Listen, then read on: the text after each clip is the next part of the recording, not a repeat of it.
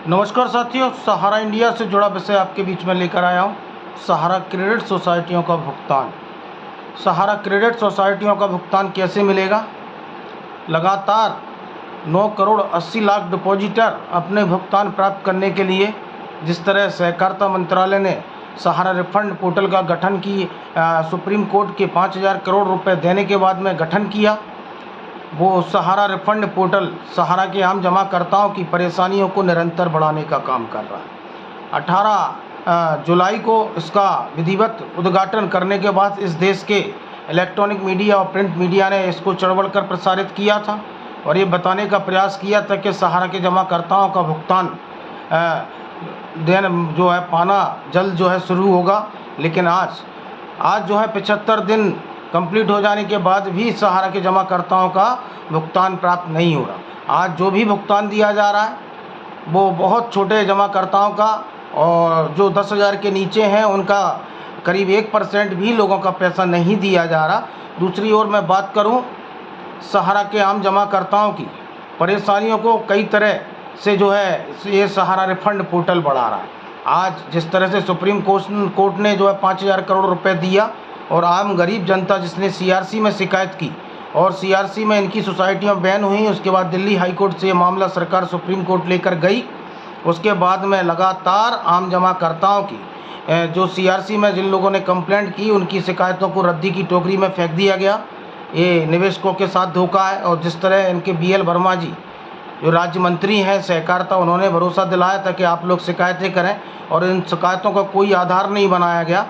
और supreme court ने ये पैसे को जो है जारी किया था और जिसमें से 15 लाख रुपए जो पूर्व न्यायाधीश रेड्डी जी हैं उनको मेहनताना और 5 लाख रुपए गौरव अग्रवाल जो एडवोकेट हैं क्यूरी के, उनको जो है देने की बात हुई। लेकिन जुलाई, अगस्त और सितंबर 3 माह बीत जाने के बाद में करीब जो है 15 लाख रेड्डी जी जो पूर्व न्यायाधीश हैं जिनकी देखरेख में ये पैसा बंटना है, 5 लाख रुपए गौरव अग्रवाल जो क्यूरी के मेंबर और एडवोकेट हैं उनको, ऐसे 20 लाख यानी 60 लाख रुपए इस सहारा रिफंड पोर्टल से इनको जो है प्राप्त हो चुके हैं। लेकिन निवेशकों के लिए क्या मिला?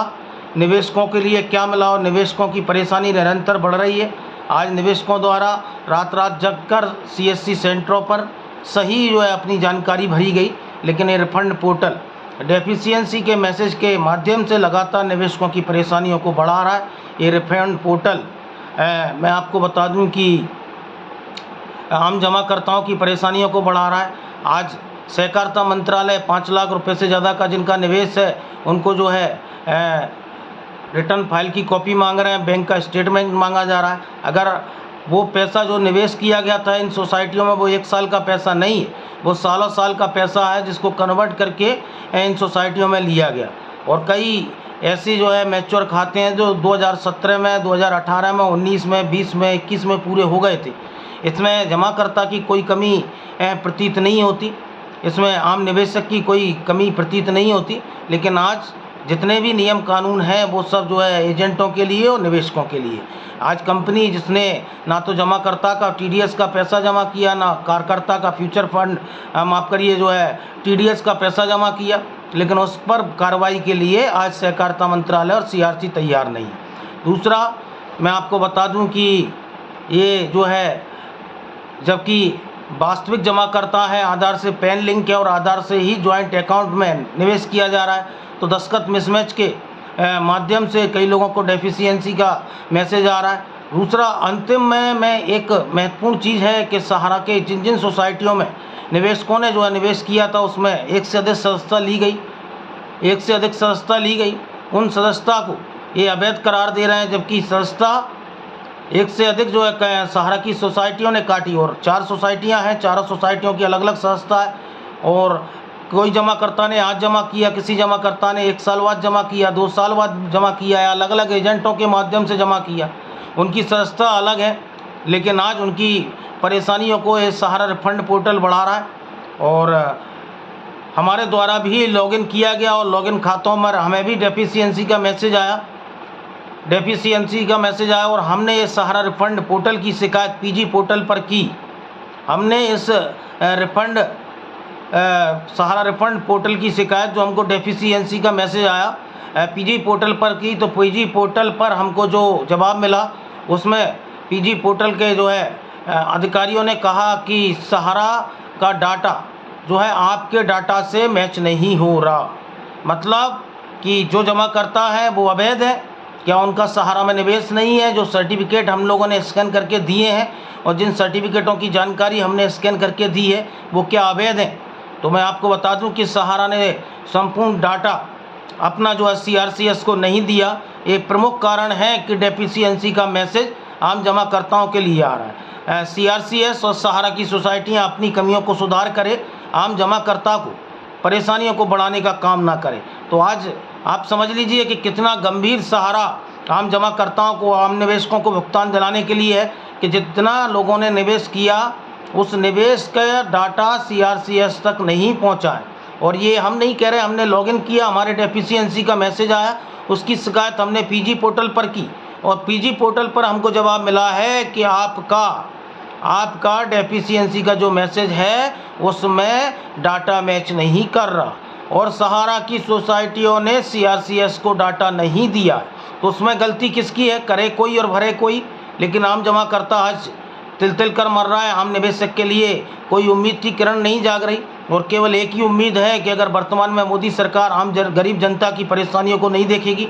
अमित शाह ने सार्वजनिक मंच से 45 दिन में आम जमाकर्ताओं को भुगतान की बात की थी, लेकिन आज तक आम जमाकर्ताओं को लिए कोई भी भुगतान मुनासिब नहीं हुआ। केवल और केवल चुनिंदा, और इसमें भी जो उनका छोटा छोटा भुगतान किसी के अकाउंटों में डाला गया है उस पर भी कोई नोटिफिकेशन, कोई जानकारी नहीं दी गई कि कितने जमाकर्ताओं का पैसा आपने डाला है। और मनमर्जी का काम CRC और ये पूर्व न्यायाधीश रेड्डी जी कर रहे हैं। इनको अपने सैलरी मिल रही है लेकिन आम जमाकर्ताओं को आज छला जा रहा है। मैं आपको बता दूं कि CRC लगातार परेशानियों को बढ़ा रहा है और निवेशक भी हताश और निराश है कि वो उसको नहीं लगता कि सहारा का पैसा अब इस रिफंड पोर्टल के माध्यम से आसानी से मिल पाएगा। मैं आपको बता दूं कि सहारा की सोसाइटियों को आम जमाकर्ताओं के हित में सोचना चाहिए, लेकिन आज एक बार भी जो अलग अलग परेशानियां इस रिफंड पोर्टल के माध्यम से आम जमाकर्ताओं और निवेशक और एजेंट साथियों के पास पहुंच रही हैं, तो आज उस पर कोई जानकारी देने के लिए तैयार नहीं है। उलट आज सहारा के चार्टकार केवल और केवल सहारा के गुणगान करते हैं। और अभी एक प्रोग्राम में जो सहारा के करीब 4000 एजेंट जो विभिन्न कारणों से खत्म हुए, मानसिक दबाव में, पीड़ा में खत्म हुए, तो सहारा के चार्टकार ये कहते नज़र आए कि ये गलत तथ्य पेश किए जा रहे हैं, ये गलत तथ्य पेश किए जा रहे हैं। भाई हमारे पास में पूरे प्रूफ हैं, जो लोग खत्म हुए हैं, प्रिंट मीडिया, इलेक्ट्रॉनिक मीडिया, इनके सभी सबूत हैं, उनके परिवारों के पूरे विजुअल और वीडियो हैं। लेकिन आम जमाकर्ताओं की परेशानी को ना तो सहारा प्रबंधन ने देखा है कि जो 4000 लोग काल के गाल में समा चुके हैं वो भुगतान के आवाम में, लेकिन आज सहारा के चार्टकार लोगों को उनकी दुख और परेशानी नहीं दिखती। उनको केवल और केवल सहारा प्रबंधन ईमानदार दिखता है, लेकिन आज सहारा का जमाकर्ता किस तरह से तिल कर मर रहा है और ये रिफंड पोर्टल भी उनकी परेशानियों को निरंतर बढ़ा रहा है। आपको देखना पड़ेगा। और मेन जो त्रुटि इस सहारा रिफंड पोर्टल में आ रही है वो डाटा, इन्होंने संपूर्ण डाटा CRCS को नहीं दिया है। तो गलती इनकी है कि इन्होंने एक से अधिक संस्था जो है जारी की, लेकिन आज भुगतना आम जमाकर्ता को पड़ रहा है। आप लोग जागरूक रहें और अपने वोट की ताकत को पहचानें। मध्य प्रदेश सहित 4 राज्यों में चुनाव हैं और अपने सहारा के प्रताड़ित निवेशक, एजेंट और उनका परिवार को जगाने का काम करें। और अगर मोदी सरकार आम गरीब जनता की परेशानियों को नहीं देखेगी और ये सहारा रिफंड पोर्टल भी एक जो है 15 लाख सभी के खाते में आएंगे, तो ये ब्लैक मनी का एक जुमला साबित हो रहा है और निरंतर आम जमाकर्ताओं की परेशानियों को बढ़ा रहा है। तो ज़्यादा से ज़्यादा लोग न्यूज़ दुनिया चैनल को लाइक करें, न्यूज़ दुनिया के फेसबुक पेज को जो है लोग लाइक एवं फॉलो करें और सहारा के खिलाफ लड़ाई में एक सामूहिक यज्ञ में आप लोग सहयोग दें और सरकारों के खिलाफ में और सोशल मीडिया में, चुनावों में जो मीडिया पहुंच रहा है उसमें विरोध दर्ज करवाएं और इस लड़ाई को आगे बढ़ाएं और इस सहारा के भुगतान के मुद्दे को चुनावी मुद्दे में तब्दील करने की ज़रूरत है। तभी लोग जो है अपना भुगतान उनको जो है पा पाएंगे। अपने वोटों की ताकत को दिखाएं। इन्हीं बातों के साथ जय हिंद, जय भारत।